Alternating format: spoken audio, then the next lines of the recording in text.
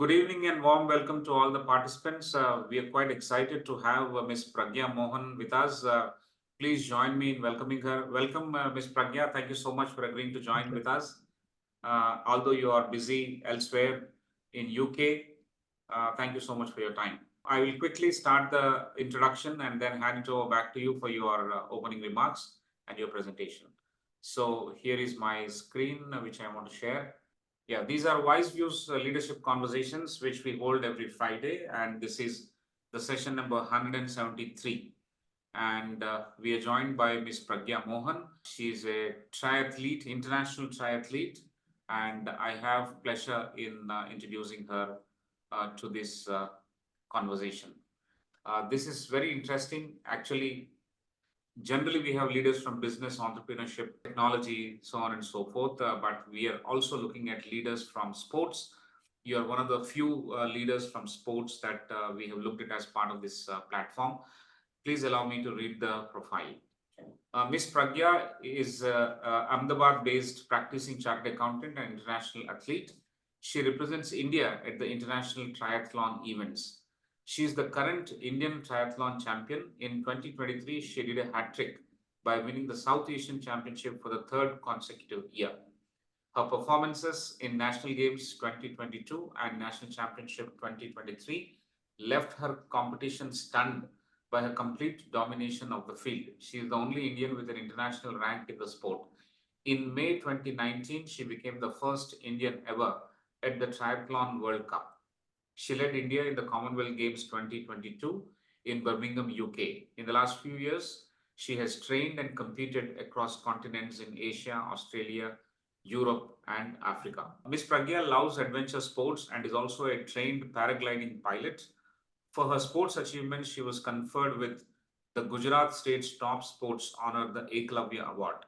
She has, over the last 20 years, won 500 plus medals, including 133 state championship medals. Presently, she trains in UK and right now she is speaking from there. Triathlon is a multi-sport in which the Olympic race starts with swimming 1500 meters, followed by 400 kilometers of cycling and finishing with a run of 10 kilometers. Just by merely reading it out, it is exhaustive. I don't know when an athlete actually gets down to do it, what will happen.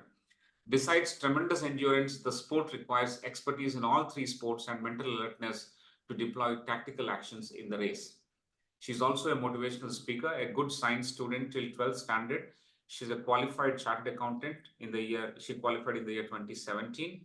And she made her paper presentations during CA in 8 national and international conventions, even winning a Best Paper Presenter Award. Ms. Pragya is a public and motivational speaker. She has given TEDx talks at IIM Ahmedabad and IIM Bangalore. She also regularly speaks at the CA and CA student platforms. Sports media follows her actively, while BBC, Doordarshan, IOC, and some other private channels have made exclusive documentaries and programs on her. These are available on YouTube under Ms. Pragnya Mohan's videos. Amazing. If there's an opportunity when we should look at the videos, and once you look at the videos, I think you will be thoroughly motivated about the kind of practice sessions and the kind of determination it requires to win these races. Thank you so much, ma'am. I also want to continue that the social work side of Ms. Pragnya is very interesting. While she's associated with the International Olympic Committee, the organizers of Olympic Games in its Young Leaders program, she's the only Indian in a batch of 25 from 25 different countries. Under this, she is executing a social impact project, Ek Beti, Ek Cycle, by taking donations of not in use bicycles from school students, repair these and train and hand over to girl students of rural high schools. The girls are commuting 3 to 5 kilometers to school, while school attendance was the expected outcome of the project. Increase in stamina and confidence in class participation has been observed by the teachers among the girls who use cycles regularly. She interned with Panasonic in Japan, Tokyo, and Osaka in pursuance of a project in October 2024. Amazing. Since 23, Ms. Pragnya has embraced sustainability in sports and now speaks on climate change and its impact on sports. She has attended and spoken in international conferences on sports and sustainability. She has been additionally nominated for the BBC Green Award and Next Gen Trailblazer on sustainability issues based on her project Ek Beti Ek Cycle. Last week, She delivered a keynote in COP29. This is the buzzing news, the UN Framework Convention on Climate Change in Baku, Azerbaijan. Amazing. Her life story so far was covered in a book, Nightingales 2.0, How 11 Women Showed Grit, Guts, and Gumption, written by our very own Chennai-based, well-known chartered accountants, Mr. Pattabhiram and Mr. Shivkumar R. Wonderful, man. Thank you so much. So much pleasure in reading out your profile. Welcome. And I also introduce my colleague, Dr. R. Prasad. He is the Senior Director at Academic Wing in ICFAI Group. He brings to the table a rich experience of 3 decades as an entrepreneur, as a corporate professional, and now as a distinguished academic. He holds BTech from IIT Bombay and PhDM from IIM Kolkata, and he is a celebrated speaker and contributor to new bodies of knowledge. Welcome, sir. Welcome. Thank you very much. Thank you. And then I'll stop sharing my screen. We are all ears to you, ma'am. We would like to understand the real meaning of endurance and how many number of times that we speak about endurance, it will not take us to endurance unless and until we hit it and do it ourselves. It's like the vows that we write for ourselves that we should go to gym. All of us know the benefits of going to gym, but unless and until one goes to the gym, it doesn't help us, or you don't realize what kind of benefit happens to your body and mind. So we are very happy to have you. Thank you so much for agreeing to speak on our WiseViews platforms. We'll be very happy to have a Q&A after this. So we'll have 2 clusters of Q&A for your introduction, and then of course some questions we'll take from the audience as well. Okay. Now I request you and invite you to start your opening remarks. You have 20 minutes, ma'am. Perfect. Thank you so much for that elaborate introduction. I am going to share my screen now. Good evening, everyone. Thank you, Professor Prasad and Rao, for such a generous introduction and the opportunity to interact with our esteemed ICFAI alumni. It's truly an honor to be here amongst such accomplished professionals. I hope all of you are doing very well and feeling energized. I'm super excited to be here with all of you. So let's dive straight into it. The most common question I get asked is, how did I juggle the vigorous demands of chartered accountancy while becoming a champion triathlete? The answer is equal parts discipline, prioritizing, and of course, endurance. But first, if you can show me your hands, like how many of you exercised today morning or perhaps last evening? Okay. Now, how many of you used "I don't have time" as an excuse for not exercising in the past week? So I can relate. Life pulls us in 100 different directions, between studying for the CA exams and training for triathlon. There were days I felt like a circus juggler, but endurance, both physical and mental, is what kept me going. I have been and still am a triathlete, a student, and a professional. Life has been a wild ride, to say the least. And through all the twists, turns, and challenges, I've discovered one unshakable truth. Endurance is the secret to success, not just in sports, but in everything we do. Today, I'm going to share about my journey and how, both as a triathlete and as a chartered accountant, what lessons I've been taught that go beyond the races and the numbers. And this is about more than just winning or just passing exams. It's about overcoming obstacles, embracing the process, and discovering the strength to keep moving forward. So let's dive deep into a journey from triathlon to triumph. Let me start by asking, how many of you have ever faced a challenge so big that it seemed impossible to overcome? Maybe it was a tough exam, a demanding project at work, or even a personal struggle. Now imagine combining that with waking up at 4 a.m. for training, balancing these intense physical exhaustion with mental fatigue, which I had to show up at work for all my responsibilities, and then also studying at night. This is what my life looked like as a triathlete plus a chartered accountant student. On one hand, I was racing against the time on the triathlon course, pushing my body to its very limit. On the other hand, I was racing against deadlines at work because chartered accountancy course, as you all might know, entails 3 years of internship along with studies. So poring over the balance sheet, solving case studies at night into late night to actually pass my examinations, and then waking up early next morning to actually train was what my life was looked like. But what kept me going?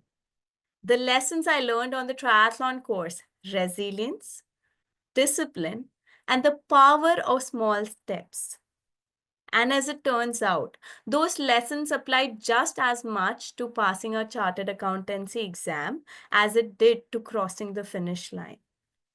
So, my journey in endurance sports began after I cleared my CA foundation exam. I picked up triathlon, which Sir rightly said was the combination of swimming, cycling, and running.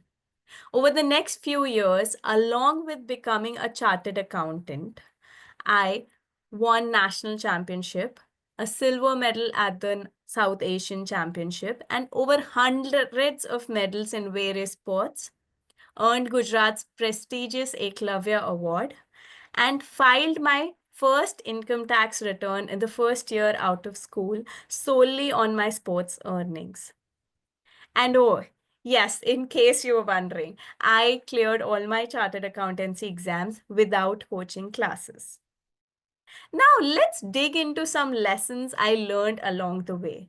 Lessons that go beyond sports and or professional exams and apply to anyone in their regular life if you're looking to leading a fulfilling life. Let me share a secret about triathlon. It's overwhelming.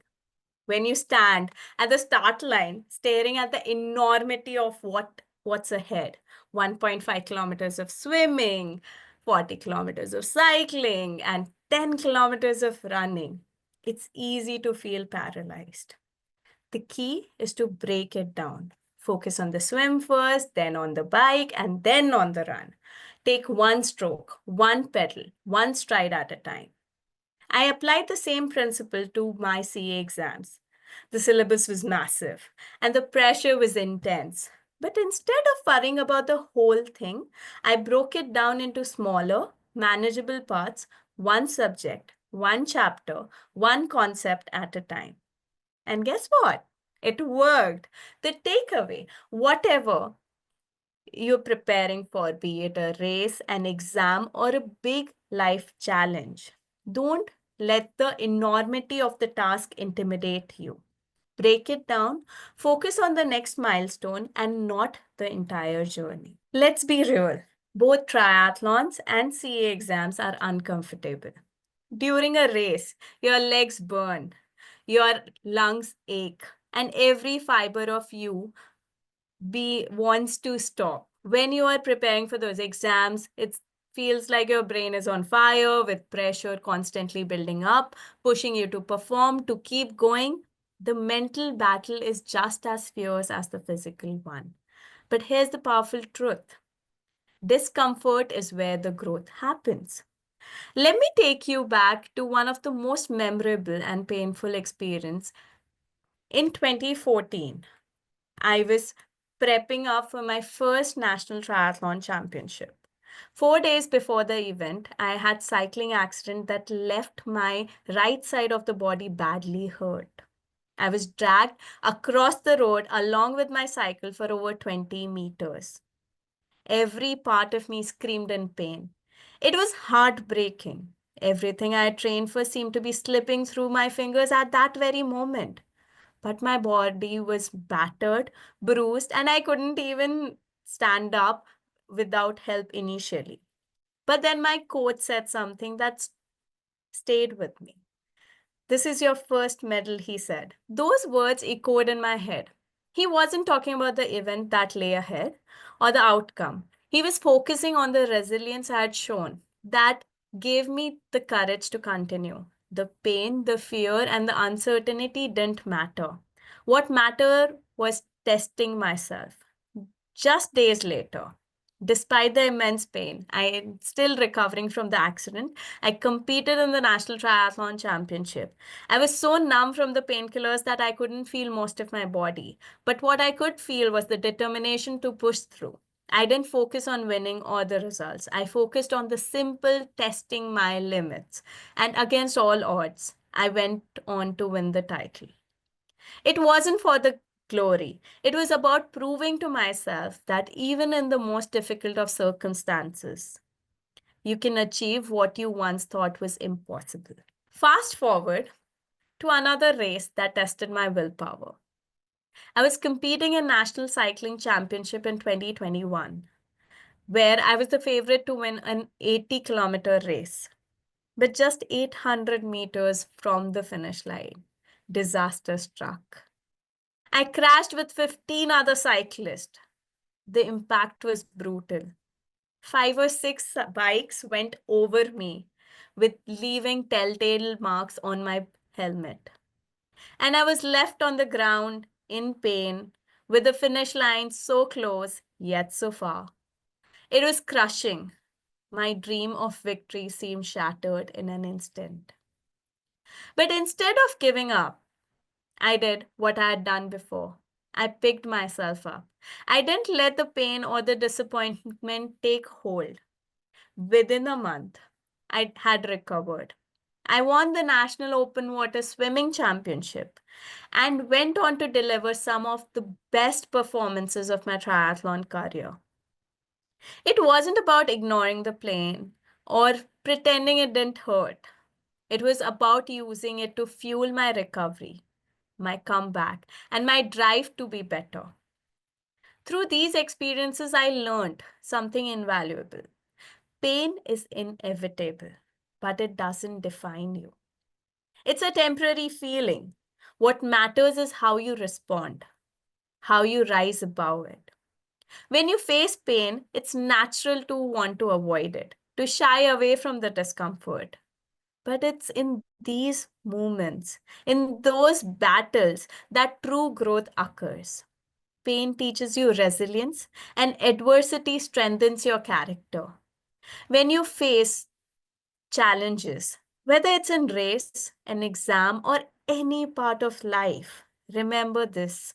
Discomfort and pain aren't signs to stop. They are signs to keep going. They're the proof that you're growing, that you're testing yourself, and that you're becoming stronger. When my coach told me, "This is your first medal," it wasn't about the race. It was about the journey, the determination to never give up, no matter what. That's the mindset that fuels success both in sports and in life. So don't be afraid of discomfort. Embrace it, because in the end, the growth you gain is forever. Here's another truth about endurance sports. No one finishes a triathlon alone. Sure, it's an individual sport, but behind every athlete is a team: coaches, family, friends, and even strangers who cheer you on. The same was true during my CA journey. I couldn't have done it without the support of my mentors, peers, and family. They were my cheerleaders, my motivators, and my safety net. And in life too, we all need a support system. Surround yourself with people who believe in you, who challenge you, and who lift you up when you fall. And don't forget to be that person in someone else's life.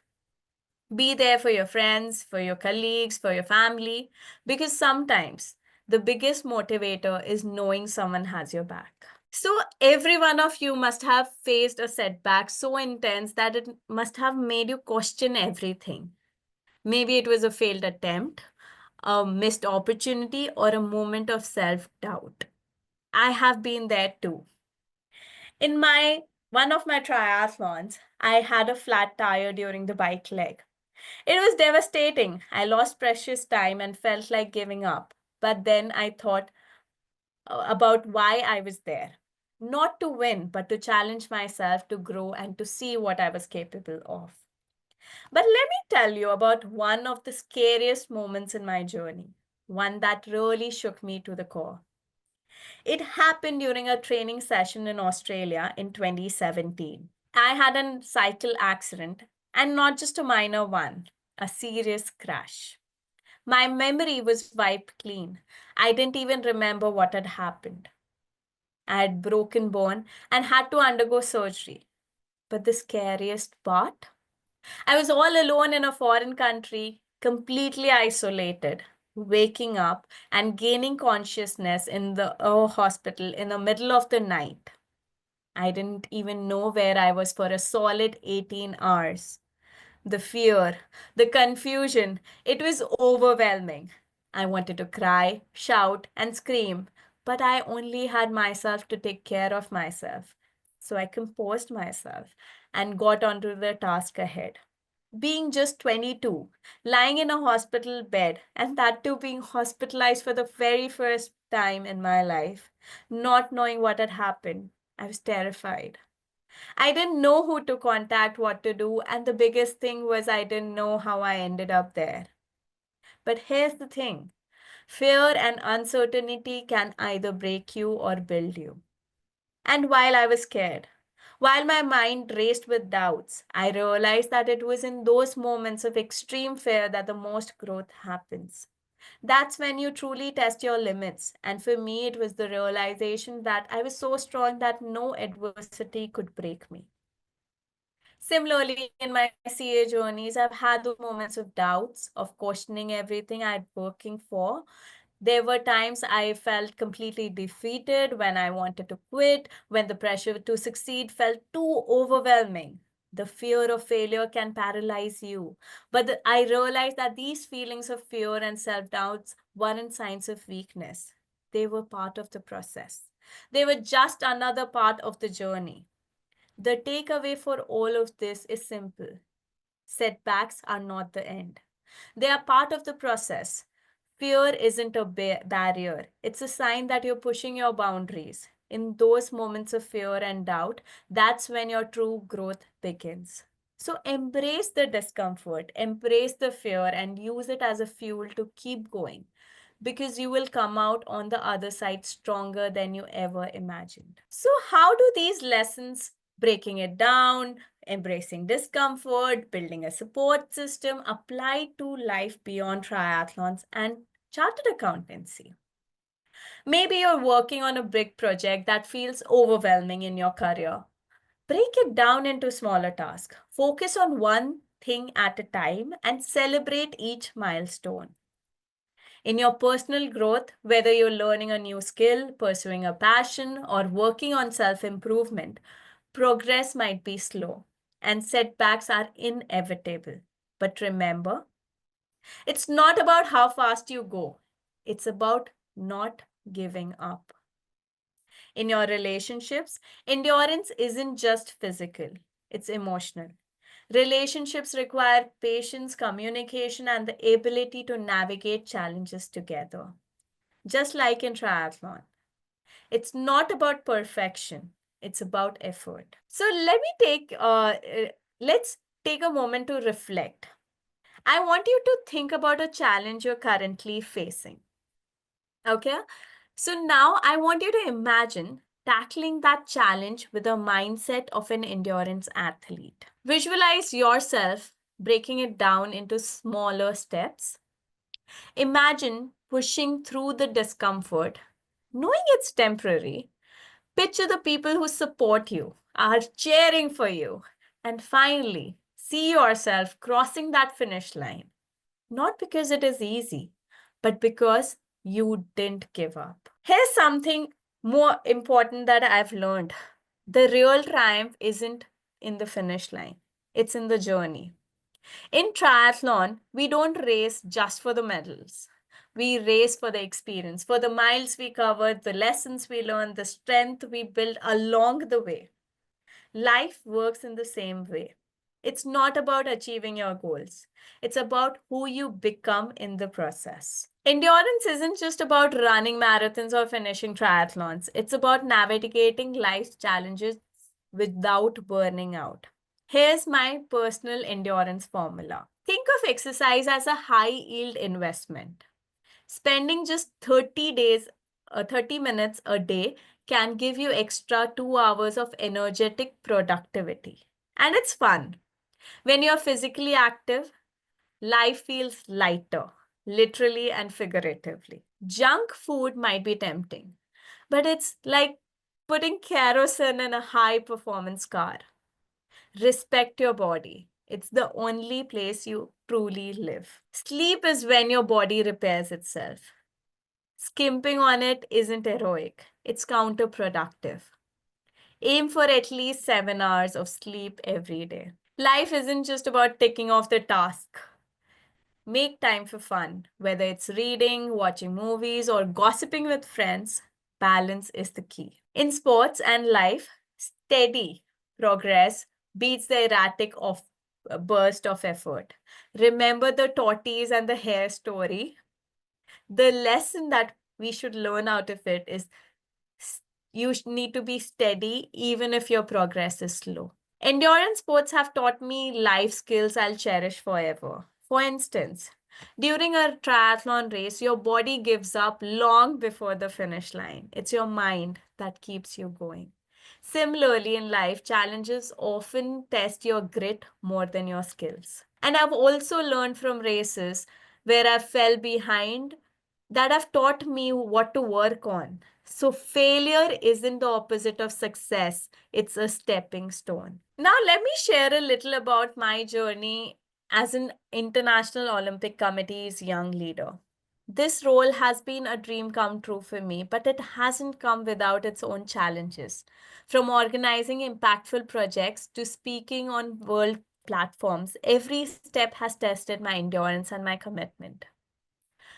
My initiative of Ek Beti Ek Cycle, a project inspired by my own experience and driven by the vision to empower girls in the rural areas of our country through a simple yet transformative power of cycle, is what stands out for me. I learned that almost 60% of the rural girls are not completing high school in our country due to various reasons, including commuting. So in Ek Beti Ek Cycle, I initially, now with a team of volunteers, we go to city schools and persuade children to donate their not in use cycles to our foundation.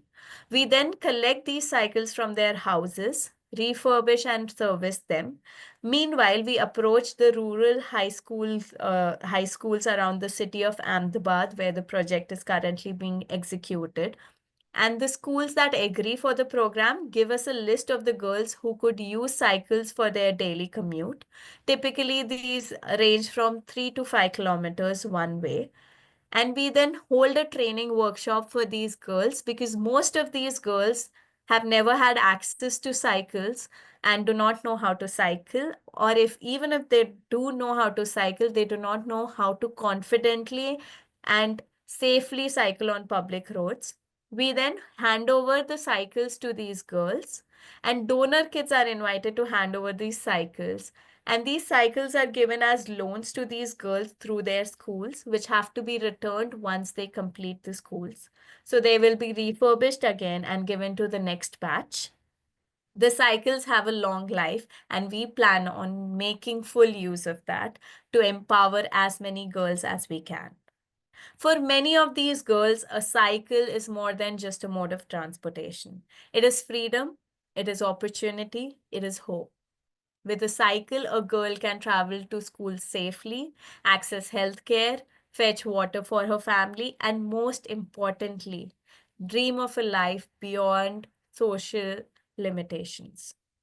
As someone whose life has been shaped by cycles, I firsthand know how a cycle can empower an individual.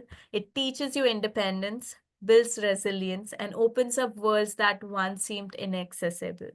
Through Ek Beti Ek Cycle, I aim to pass on these lessons to girls who face enormous challenges to access the basics. This initiative has touched lives in ways I couldn't have imagined. I've met girls who now dream of becoming doctors, engineers, and even athletes. dreams they couldn't have envisioned before they received a cycle.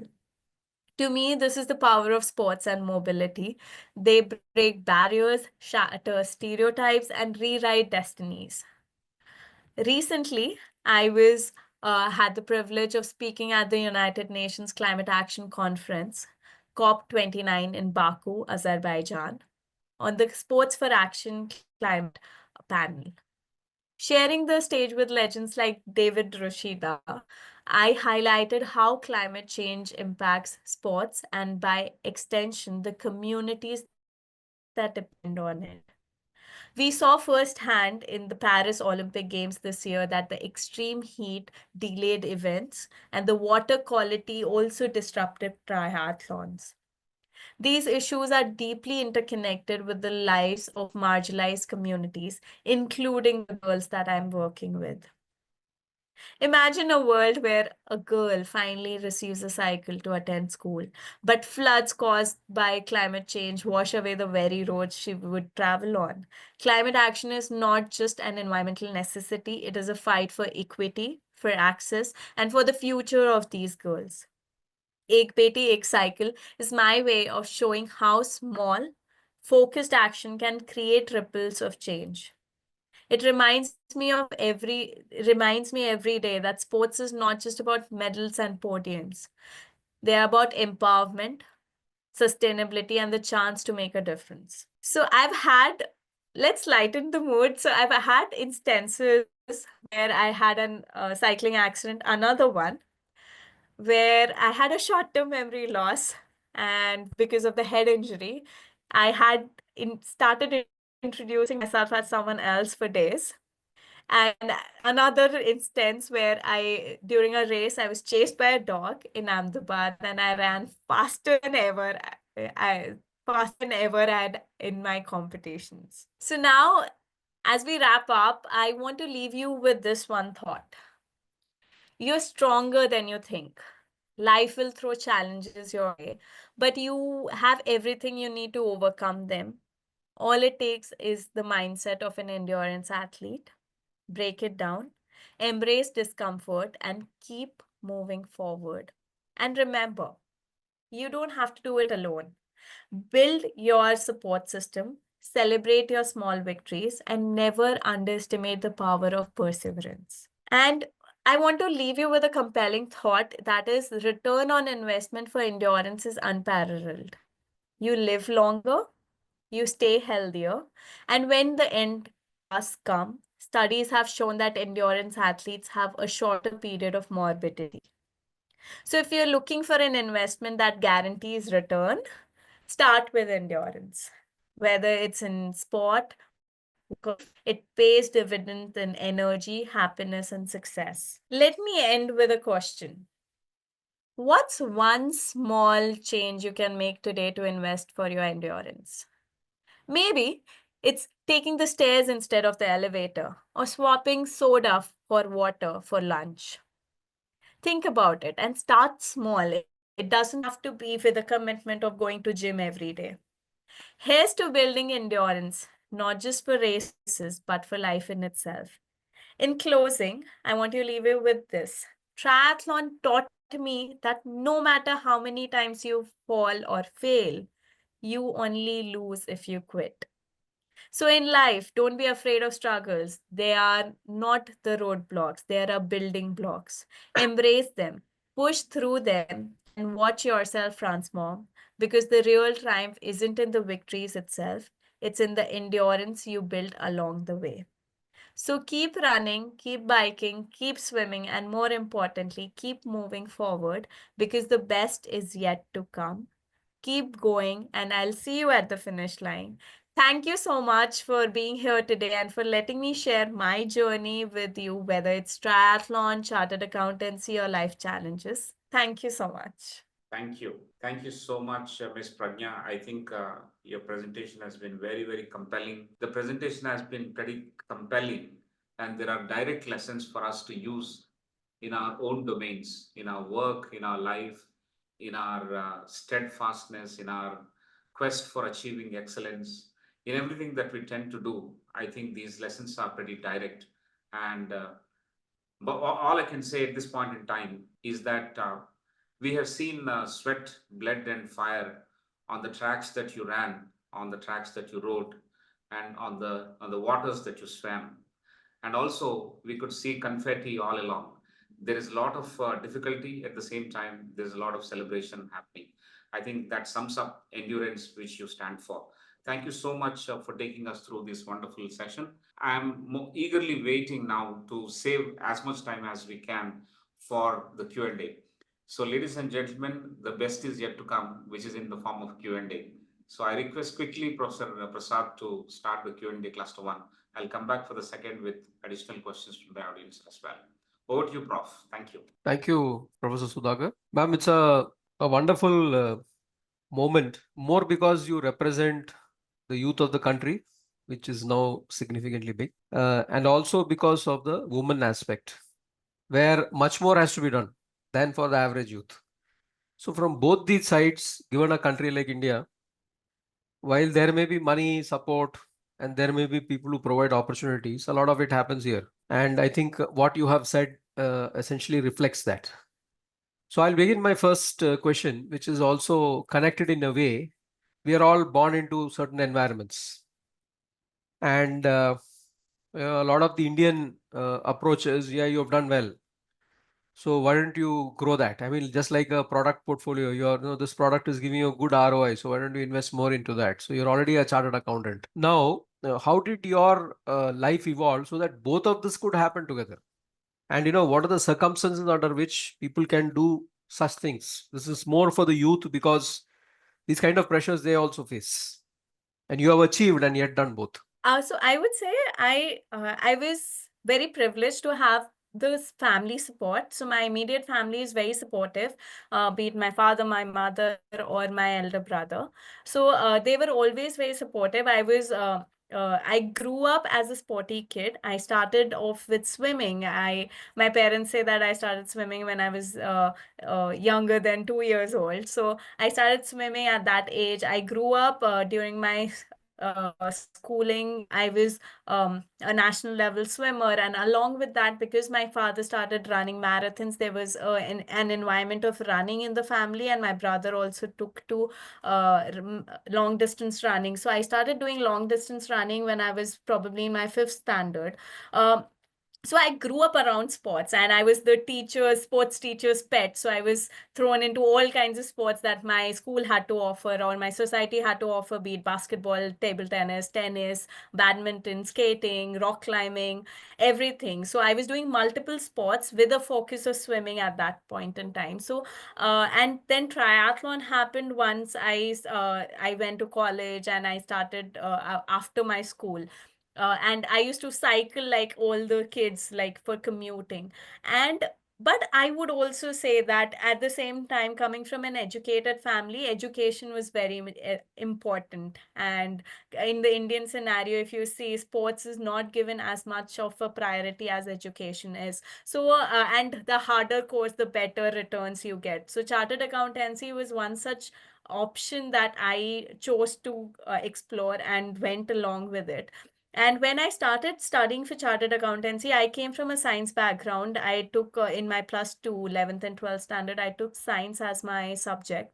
I was a decent student. So when I started studying chartered accountancy, I found accountancy to be very, accounting as a subject, very mathematical, like very logical. So I used to, my favorite subject growing up was maths. So I think I really enjoyed the mathematical and the logical aspect to it. And I thoroughly enjoyed my chartered accountancy course, be it the internship part when we were actually working in an office and working with clients. And I would say I had to make sacrifices. Like I remember I did not go to any coaching class, and a lot of my peers in my accountancy said that if you don't go to a coaching class, you are failing for sure, because the subjects are like, especially in the CA finals, the course is enormous. So it was easy to kind of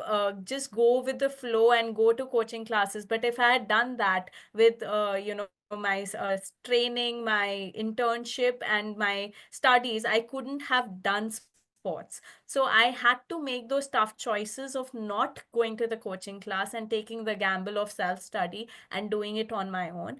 The second was I never saw television. My leisure time was training or reading something. So I did not spend time on television. And the third thing was I did not go to a regular college. I did my BCom and MCom from a distance open university because along with chartered accountancy, along with sports, there was only so much time left in the day. So I think I had to make choices which revolved around what was my priority at that point in time. And for me, it was sports and studies, both. So I had to make sacrifices and I had to consult people who had either done something in that area to gain confidence that I could do it. So I would say that if there are people trying to do both, balancing it out both, um, you have to see what fits in for you. And I would also give an example of my chartered accountancy. When I started my internship, I was with a firm called Ernst and Young, which is among the big four, now called EY. So which is among the big four, and it's an MNC. So if you pass out of being an intern from there, it's a very good thing. But within a year, I realized that the workload was too much, and it was making me compromise on my sports. I was working late at night, so I couldn't wake up in the morning for my training sessions of sports, and sports mattered more to me. So I took the hard decision of quitting the MNC internship after 1 year and going to a mid-level firm for the next 2 years, which a lot of people wouldn't do if their priorities were not right. So I had to make a lot of decisions, a lot of sacrifices in the process to make a balance. Thank you, ma'am, for throwing some light on how you grew up and how you came to make these choices that you have discussed. The next question is a little more specific application type kind of thing. You have your professional qualification, you have your triathlon. So could you throw more light on how the aspect of endurance and fulfilling are coming into the other aspect of your life, that is being a practicing chartered accountant or anything else that So you do professionally? how do they complement each other? Is that the question? Yes, with specifics. Yes. So I think for me, being a chartered accountant and being a triathlete are two very important part of my personality of who I am.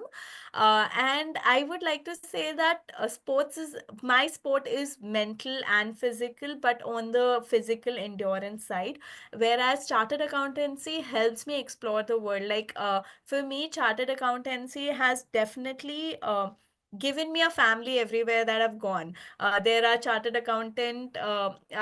Indian accountants everywhere. So whether it was staying in Australia, staying in Spain, or now staying in UK, they've always welcomed me. So I think being a chartered accountant and a sports person, like even on today's platform, we are trying to discuss, how we can balance it. So it has given me a lot of avenues that it has opened for me. So I would say that chartered accountancy and sports for me go hand in hand, and the lessons that I've learned from sports are applicable in chartered accountancy and vice versa. Like in chartered accountancy, when I had to give in the kind of time of, like, put in the hours to meet a deadline, like say during our audit seasons, it can be very very busy and you have to burn the midnight oil. So because I have the endurance from sports, I am able to use it in my chartered accountancy and stretch when it requires. And I think similarly, from education, what I've learned now, sports is becoming more and more scientific, and a lot of data is coming into sports, like be it swimming, cycling, or running. We work around a lot of data. So academics has definitely helped me better understand that as an athlete and work on it. There are coaches, there are support staff that I work with, but as an athlete, you also have to have that inner motivation to understand that data, what little thing I can can do. Like at elite levels, there are little things that make you go a long way. So I think academics has definitely helped me become a better athlete in that sense. I have a supplementary question to stretch you. You were talking about, when you're doing your CA, you need to stretch yourself. Now, what are those? Can you give us a couple of specific tactics or self-talk what you do? Those tactics that you use when you reach a point where you know that now something like this is there. So for you, it may come naturally. It may have been programmed by now, but for many, it is still not very clear. So they need to start a habit. So can you give us some of those habits? Like for failures or for when you're stretching yourself When to you're the stretching yourself at work, you have a project and you have so many challenges that it's getting overwhelming. Yeah, so it has happened to me. It's just natural to feel overwhelmed as well. At times, I feel overwhelmed in spite of all the formulas that you might have. But it's important at that time not to panic, to have a peace of mind. Like, if you start panicking, you're not able to see things straight. So for me, I think what I've learned over the years is that even in most in a situation where it is very easy for me to panic, I calm myself down. Maybe meditating for 1 or 2 minutes, just taking in some deep breaths inside and out, calms your mind down, and then you can focus on things and break it down. Like I said, breaking it down. I've used that a lot in my life, that you break the task down. Maybe it looks like, oh, I have to do like I have to work for 3 hours on these three tasks. Then I break those three tasks into small tasks, and then you can work on it. And also, one thing I learned is to delegate. Like, you can delegate your work to your subordinates or to your superiors, and you have to have a healthy communication with them. So I think that is what definitely helped me. Obviously, self motivation and self talk, that you also have to sometimes reassure yourself that this is only temporary and you will get through it. So I think that all comes if you have peace of mind. And for that to start, I think if you are running, like if you feel your mind is going into that anxious thought, you cannot think straight, just 3 deep breaths and just calm your mind down first. Fantastic, ma'am. I think, I've given us some very practical tips which are useful, and I'm sure a lot of the audience which have endurance at work would agree with you that they are certainly tried and tested methods. I'll move to the next query, ma'am. This is about girls and women, and by context, their load is more. They have responsibilities at home, and then those who are pursuing their career or some self-fulfilling kind of identity, they have that thing also. So it's more than the average male. Now, how do you have shown that sports is an avenue by which you can use to build endurance and see that you fulfill the goals that you want in each of those things that you take up. Now, how do you get more girls and women excited in this kind of approach? In your case, specifically, it is sports. So, how do you get more girls and women excited about this sporting competition and going beyond the general awareness? Generally, awareness has increased, but what are the specific suggestions that you have to offer for this target group? I think one thing that you have to do as a society, that we have to do, is that inculcate that it's okay, like inculcate the feeling that it's okay for any gender to do sports. Like for me also, I see a lot of youngsters taking to endurance running. Especially running is very common for now. People in their 20s are taking up running. People in their 30s are taking up running as a way of life. But the percentage of girls, as you rightly mentioned, is very low. It is because like most of the girls, even growing up, I have like, short hair, which is also not very accepted in the society. So I think we need to normalize all this as a society first.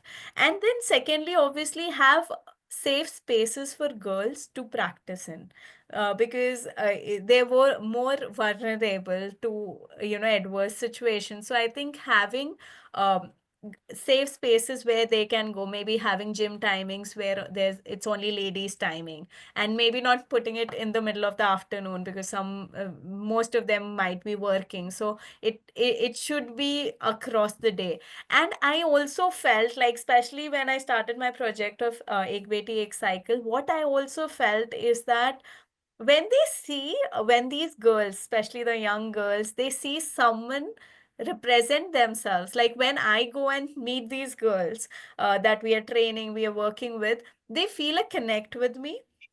A, because I am as tall as most of them, and B, because they see that, you know, there's a girl who looks like us, who talks like us, who is one of us. If she can do this, why can't I? So I think we need more role models as well to encourage these girls to take to playing fields. So I think that as a society, we need to bring out those examples more and to encourage these girls.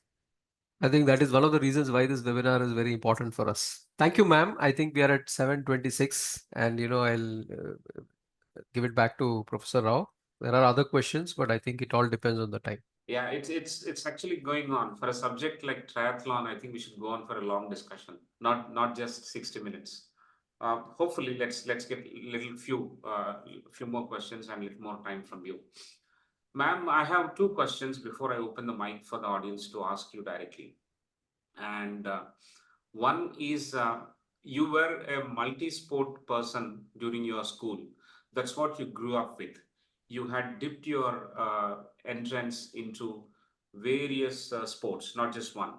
But as you moved to college, I think triathlon happened. There was a decision made from multi-sports to a single one. What actually shaped that kind of a decision? Why only triathlon and why not others?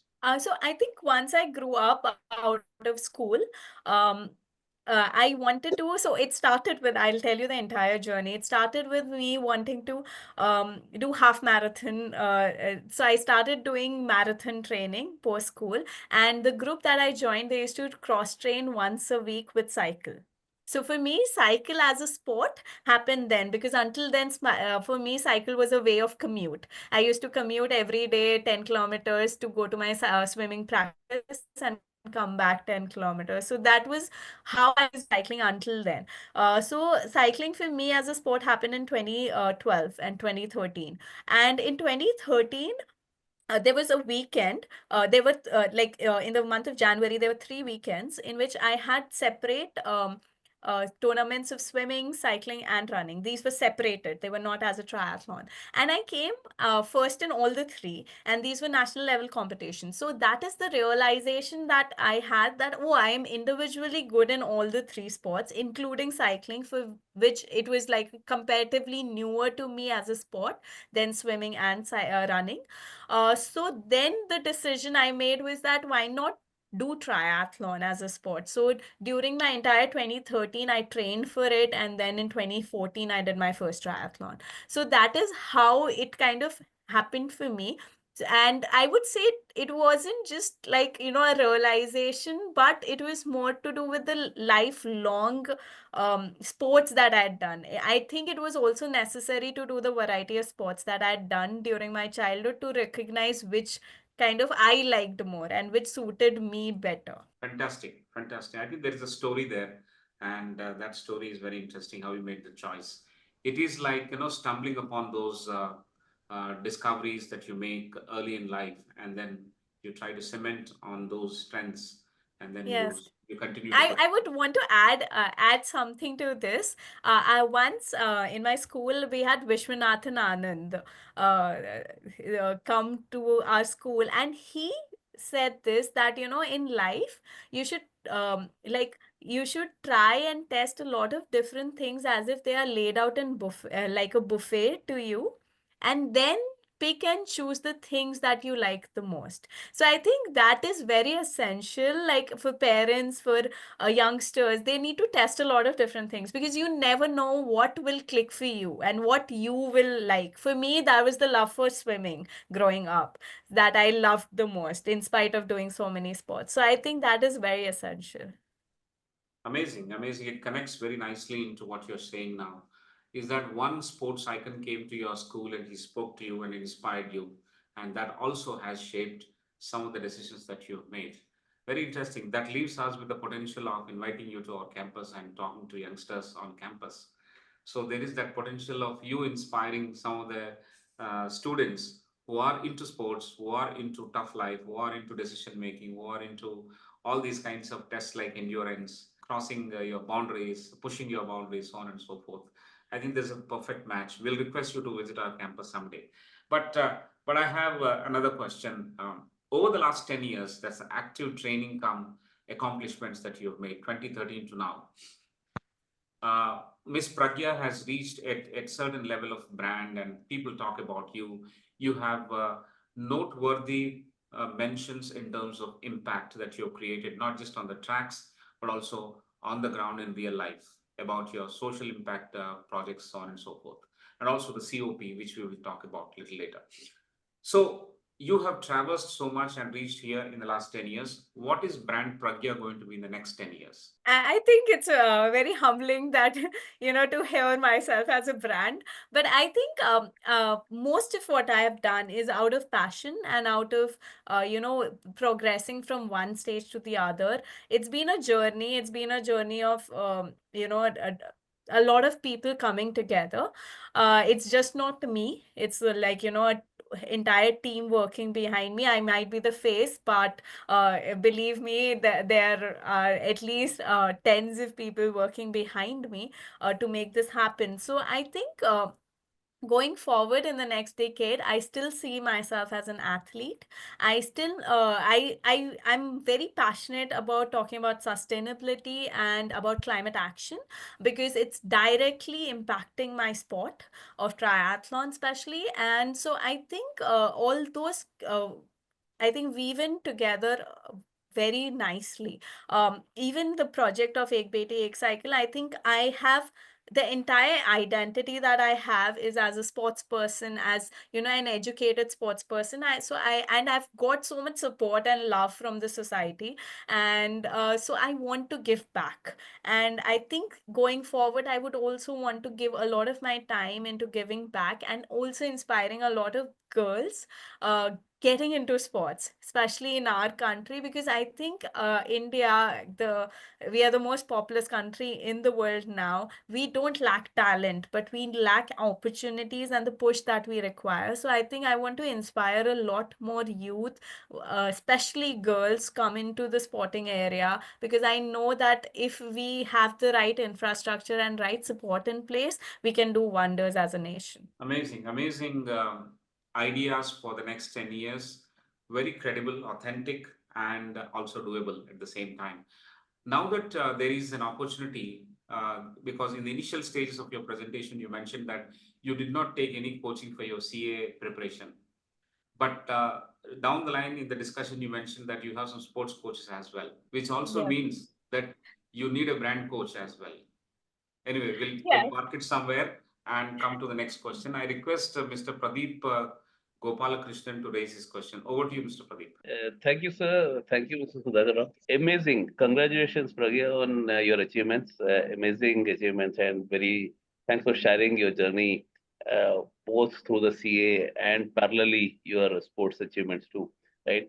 Could you also share your journey on the sustainability front and how you started there off and ended up giving a keynote at COP29? I mean, that's so that's a third parallel, if you may, right? So could you just share that also? Perfect. Thank you so much for your kind words. So, for me, I started speaking about sustainability and using my platform, be it social media or media platforms that I get, to speak about sustainability last year. And I think I have seen enough of the climate crisis, and because of which my sport of triathlon has, suffered. I personally have experiences races, especially in India and in the continent of Africa, where we were subjected to race at temperatures which were exceeding 35 degrees, 40 degrees, and the humidity was 70% plus, which for any human body to kind of perform perform in those conditions is tough. And I've seen my colleagues fatigue out, collapse, have heat strokes, take weeks to recover from one single race. And when we have our on season, we need to do 12 races in a short span of 6 to 7 months. So each race, when it demands so much from your body, you cannot perform in other races. And for us, that's, that is our profession. So for athletes like me, it is essential to use the platform. And what I also came to realize is that sports as a whole has billions of followers across the globe, and sports is one of the institutions where public still has a lot of vetted interest, and they understand that, when any sports person, like for instance, when Ronaldo in press media platform, he substituted Coca-Cola for water, the shares of Coca-Cola dropped. So the impact of a sports person can be very high. So I felt it last year that I need to use my platforms to advocate for sustainability and climate crisis, which a lot of people are not even aware about, or shun it out. And especially coming from the global south, we are getting more affected by it, whereas we are the least contributors to it. So I think as a nation, as a group of nations, we need to come together and do something about it, take steps, because it is a reality, and it is the biggest crisis humanity has ever faced. So I think that lead up, I already spoke about it in more than 4 or 5 conferences this year, and that I think led to this invitation to go to COP29, where they were trying to use the voice of elite athletes to get into this conversation about why sports is concerned about the climate crisis. And along with that, there are a lot of lessons that the world leaders can learn from sports. One of them is working as a team, and that it requires perseverance and resilience to kind of combat this climate crisis. So I think that was what UN FCCC was trying to show through our panel, that we need to come together and take this climate crisis head on. Thank you, ma'am. And thanks for that detailed response. Thank you. Thank you. That's wonderful. That's a detailed account of how it happened. I have one scenario, ma'am. That is, see, I read a memoir of an industry leader who initially joined in Navy as a cadet trainee at the age of, say, 20, when his colleagues were joining at the age of 18. So what happened was, at 4 a.m. you wake up like the way you do. They wake up and they wear a particular kind of a dress, and they run, and that's a rigorous run in a non-track kind of a track. It's actually not a laid out track. Sometimes it's outside, and then you have very short changeover times, and you, in case, for example, 20 people are running, the 10 who run faster are into club 1, and the 10 who run little behind are in club 2. So the people in club 2 will have to take the other 10 on their shoulders and run the entire ground. Okay.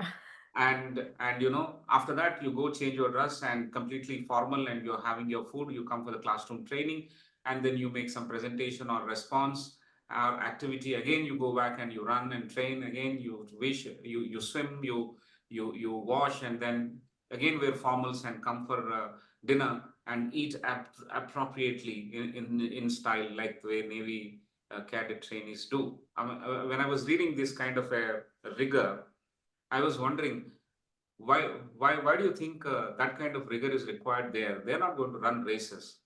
Or is that more rigorous than your training? Which one is more rigorous? I would say that sounds a bit more rigorous. Obviously, running with someone on your back, I can just imagine. We have weight trainings here, but that's just with weight that we tie to our back. I can't imagine. I think it is for the mindset. I think physical sports, especially endurance sports, is just not about physical well-being. I think any sport at elite level, especially, is more than physical. Because if you see at the Olympic start line, all the athletes are in the best physical shape that they have been in their life. Everyone is there aiming for the gold. What sets apart a winner from someone who doesn't make it to the podium is just the mindset. So I think they're trying to develop a mindset there for people to take on life, take on the, have that winner's mindset. I think that is also very essential in the corporate field. Being an entrepreneur, I think that is, I was interacting with Vinita Singh.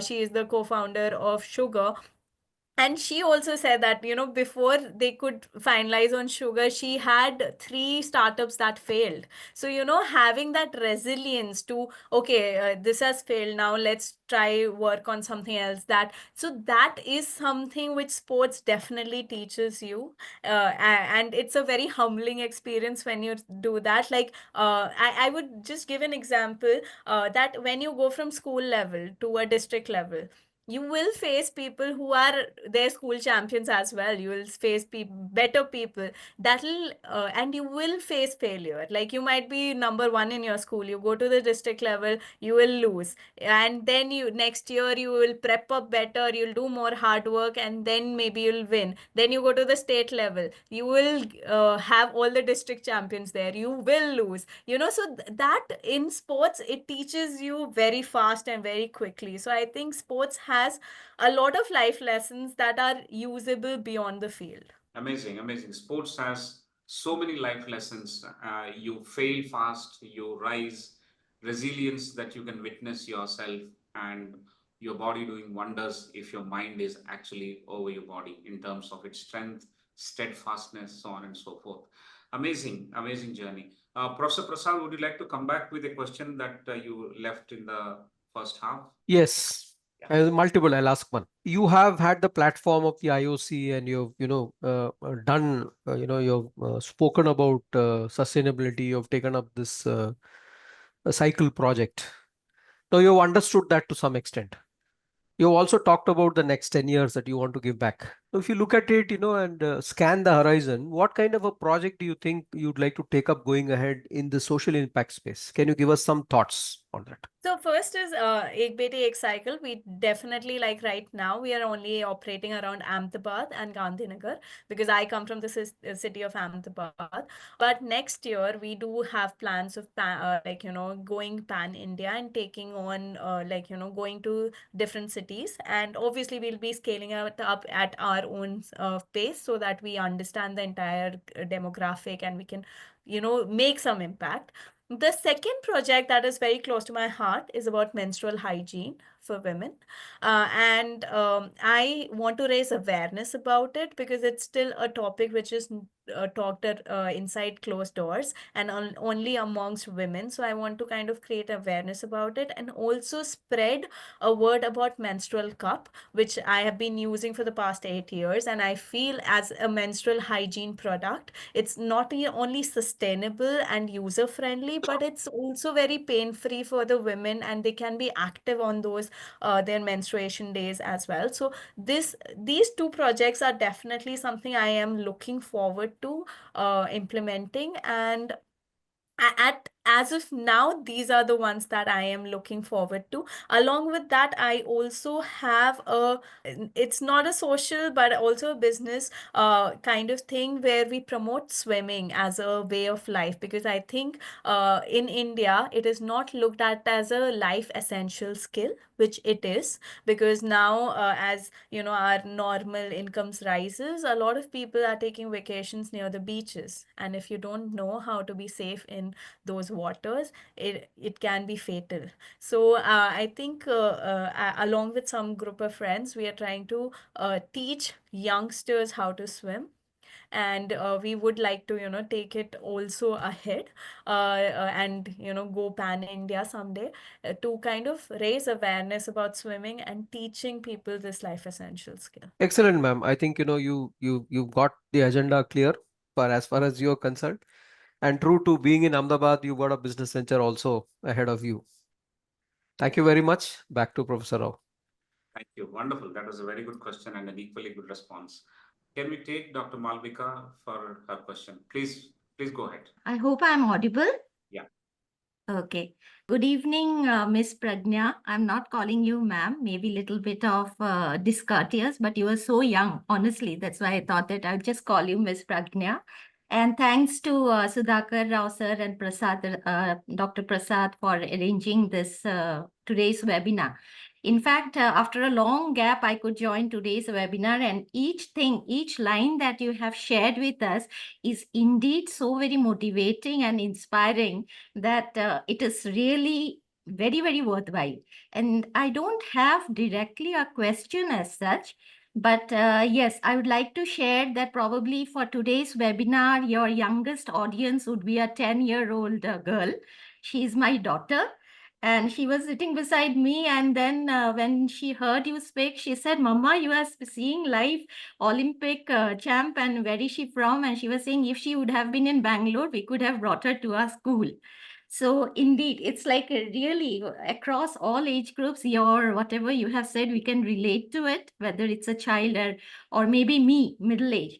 Now, one question probably that I would like to ask you is that if we consider today's generations, the current generations, like the generation Alpha or maybe the generation Z and all, endurance is one thing which I find as a mother of two kids, college going kid as well, 11th standard boy and 5th standard girl, that they lack on this aspect, this quality of life, that is endurance and perseverance. They want to get fast results and easy results for everything. And like seeing me also, as Prasad sir was saying, that for women like us who probably want to make still want to establish a self identity, and that's the reason we also find it very difficult to manage all the different things that we have to there is no other way out. So my question is, what sort of message do you have for this young generation people? How can they cultivate endurance, perseverance, and the zeal that yes, at the end of the tunnel we'll see light, we'll get the success? So basically that is the question. I hope I didn't confuse you with such a long question or such a long talk. Anyways, thank you. Thank you so much. Yeah. No, thank you so much for your kind words. And I'm so glad to have that audience of 10-year-old. I would say that I have also noticed that, the quick results, everything they want in an instance, and that's not what sports has. Like, so I think they should get into some sports. It could be anything, doesn't have to be an endurance sport, because no sport gives you results overnight. That is like, I learned it very early on in my life, and I started doing state level swimming probably when I was in third grade, that I am not going to go there and win the races just because I've trained for a month. It took years to kind of get onto the state podiums as well. So I think there is no way you can teach them how you can, the endurance or the perseverance or the resilience. There's only so much that they can learn from someone else's experiences. They need to experience that for themselves. Like, someone who comes and tells me, oh, this is going to take, like, if I want to be an Olympian tomorrow, it's not possible. You have to be in the sport. You have to be almost in the top 50 or top 100 in the world to even qualify for an Olympic Games. So I think it takes years, if not decades. It at least takes, like, there's a study that it at least takes you 10 years to qualify for an Olympic Games, like 10 years of concentrated work in that sport and probably only doing that sport. So I think for any kids out there, for any youth, they need to experience it for themselves. You can tell them stories about people, but until they experience it for themselves, they wouldn't understand. So for that, getting into any sport and probably continuing it for a longer duration, they would understand that. And again, like I said, especially for your 10-year-old daughter, she should be experimenting with a lot of different things. It doesn't have to be just sports. It could be cultural, like art, music, some instruments that she might like, dance, all these facets have different, like, require time to develop and become better at.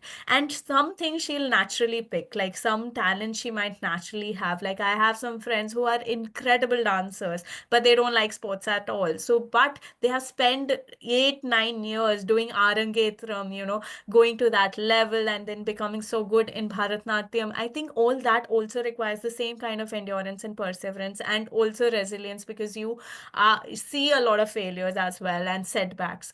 So I think that is very essential. And for you, I would say you should start, I understand as a woman, as a professional woman, and being a mother of two, and then the household chores, there are a lot of different things, but just start with 30 minutes every day, which is your time. And you decide what you want to do with that time, be it going for a simple walk, drawing something, listening to some podcast, or going to the gym. Just take out those 30 minutes for yourself. I think you can start with that low and then probably scale it up. Consistent, and consistency is the key. Like, it does not have to be just like one day you take out 3 hours and the other days you can't take out even 20 minutes of your time. So I think 30 minutes, start with 30 minutes every day, which you should inform to your family also, is that that is going to be your time. And probably for a lot of people, it works out best in the time of the day, like early morning. So probably that is how to get started on this journey of endurance. Thank Very you. good. Thank you so Very good. much. Thank you. Thank you so much for this detailed and useful suggestions that you have given to her daughter and as well as herself. Very good. But the winning point that stays is that it is consistency over intensity. I think that you mentioned even in your slide as well. I am a recreational outdoor cyclist. I do 50 kilometers per ride and I do 3 rides per week. I have, over the last 3 years, I have been doing, and I have covered about 12,703 kilometers over the last 3 years, which is the diameter of the earth. So for me, the stories are like this. What cycle do you ride, ma'am? Which cycle do you ride? How can you do so much? You want me to answer the brand? No, at least the specs. So Yeah. I do some track riding as well in the velodrome. So I have track cycle. I do have some road cycle, and then I also do individual time trials in the cycling. Like, so I have some TT cycles as well. So yes, I have a variety of cycles, and yeah, some mountain bike just to enjoy some off track. Yes. Yeah. It's very interesting the way you have clubbed these two things. One is the passion for cycling and how cycling, beyond commuting option, it is a symbol of freedom, opportunity, and hope for the youngsters, especially those girls. I think that lesson is a very, very strong lesson when we looked at you and when you were speaking with so much of enthusiasm and passion. It has also impacted so many young girls out there in rural India, and much more needs to be done. I'm sure more people need to join hands in taking this project far and wide. More and more members are required. It's a liberating experience for the young girls to actually use cycle and also experience for them all these 3 parameters of what it is signaling for their life. It's actually a life cycle, not just cycle for them. So amazing. And when you stand out, when you go there and talk to them, all the more reason why they get inspired and do it. The other thing is the life essential skill which you want to actually embark on is the swimming. Swimming is a way of life. You wanted to push that. That is also coming across as very strong. Until we heard you, that was not as clear. Although we know, all of us knew that swimming is important. Just in case you go to any water body, if someone pushes you, this is the kind of story that we have actually grown on.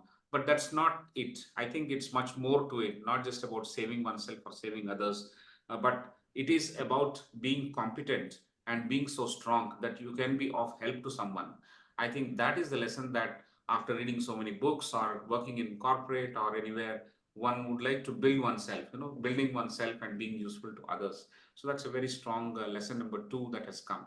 And the third and the most important thing is that when we are faced with these difficulties, multiple opportunities to quit, in the sense that it is easier to quit than do all these things. I mean, let me be very honest about it. Every time we feel like that.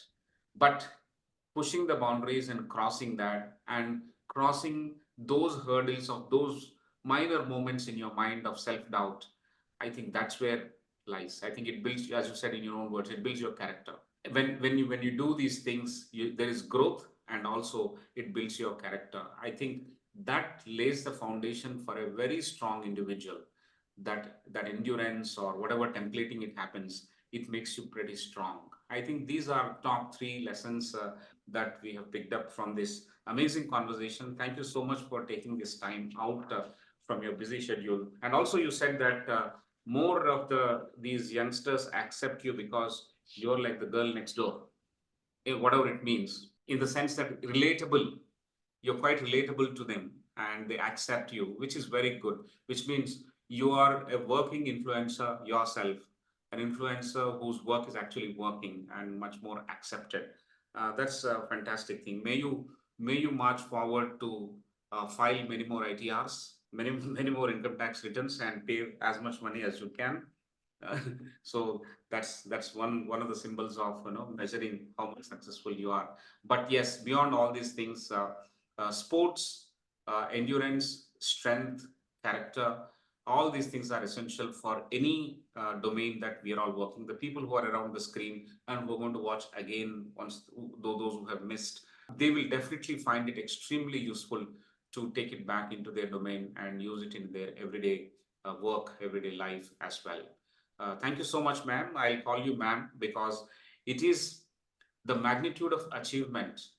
It is those moments one has surpassed, one has actually snatched victory from the jaws of defeat. Therefore, we need to call you ma'am. It is not about age. It is out of respect and genuine respect that ICFAI today honors you, and we call you ma'am. And you do well and keep inspiring us. We'll keep coming back to you. Thank you so much for this time. Thank you so much, sir. Thank you, everyone. Great, great. Thank you, ma'am. So, ladies and gentlemen, that was a fantastic conversation. We'll come back to you next week. Yet another leadership conversation. That is going to be session number 174. And we'll communicate that to you on social media channels. Till then, keep reading more about, especially those videos of Pragnya, you should go to and watch. And the moment you actually Google her, you will get lots of information. And also her LinkedIn, Insta, and Facebook are pretty active. You have enough fodder for getting inspired. So please go there and enjoy, and also enjoy your weekend. We'll see you next week. Good night.